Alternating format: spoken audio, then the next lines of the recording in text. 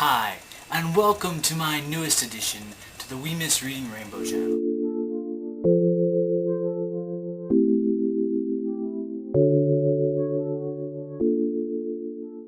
Alright, all joking aside, I finally finished my book, Ender Shadow, by Orson Card.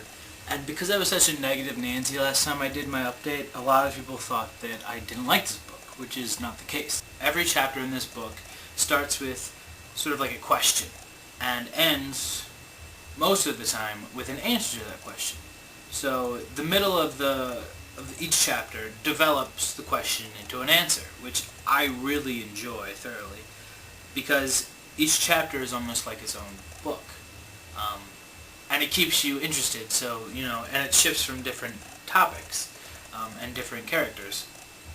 So you'll read one chapter, and then you'll go to a next chapter, and it'll be a different setting or a different place and a different character. So it keeps you in suspense with the other things. You solve the problem, and then you want to keep solving problems, but you have to wait. So it helps you really get through this book really quickly, because you just want to keep reading, because if you don't like one, side plot, and you like another, you'll keep reading through the stuff that you really don't want to know about to get to the stuff that you do want to know about. And everything intertwines, so it's not like you read one and you're like, oh, okay, well, that was a pointless chapter. Although there was a pointless chapter in here for me, because I had already discovered what the answer was at the beginning of the chapter. And so this whole chapter dragged on about trying to keep me in suspense about what had happened, but I had guessed. And I was 100% sure that that was right. So I got to the end, and they revealed this wonderful thing, and I already knew, and it was a waste of my time. But I guess it's just because I'm so smart. So I'm going to try to give a short summary of this book without giving anything away. Pretty much this guy right here, which I don't really like this. I don't want to show it to you because it might give you a false conception of what the characters look like. But this guy is supposed to be Bean, and this guy right here is Ender Shadow. Ender Shadow, essentially Bean. But this is the perspective of little Bean, and he starts out living in a city named Rotterdam, and then he goes through life and eventually ends up in space. He's this little puny kid who is smarter than everyone else, and that's really what gets him by. Is his brains. And if you read a couple pages into that, you'll notice that. But he starts at Earth, goes into outer space, and from there it's an adventure, and he meets up with this guy named Ender, or learns about him. And that's all I'm going to say. I don't want to give too much away. But pretty much if you read the cover and read the back, you'll get what I just said. But that's pretty much it. It's a really interesting book because it has to do with an alien race which is taking over Earth, or had tried to take over in the past. And it's about defending the human race. There's something that some people might or might not like about this book is that it doesn't really describe any of the characters into depth. About the only thing that it'll tell you is their height, their weight, and their age. It doesn't tell you anything about their facial features, or their eye color, or their hair color, or how their hair is styled. So, if you want to leave those kind of things up to your imagination, then this is a good book. If you like to be told what people look like, then maybe this book isn't good for you in that manner. But I highly suggest you still read this book, because it's a different read, I think, and it's really informative and a really great book that will keep you thinking. So without further ado, I'm going to end with 2 quotes from this book. One mind can think only of its own questions. It rarely suppresses itself. We don't throw our forces away, because every soldier is the queen of a one-member hive. For we humans do, when the cause is sufficient, spend our own lives. We throw ourselves onto the grenade to save our buddies in the foxhole. We rise out of the trenches and charge the entrenched army and die like maggots under a blowtorch. We strap bombs on our bodies and blow ourselves up in the midst of our enemies.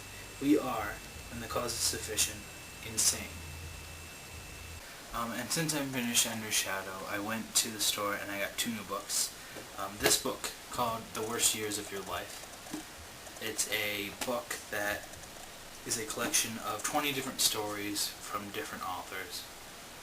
I assume about the worst years of their life, or a spin-off of it, because this is a fiction book. So I expect this book to be really good. I read the first chapter. It seemed pretty promising. What I noticed when I went to the store was that I picked up books that I thought were graphically appealing because I'm a visual person. And I noticed that was sort of a bad thing.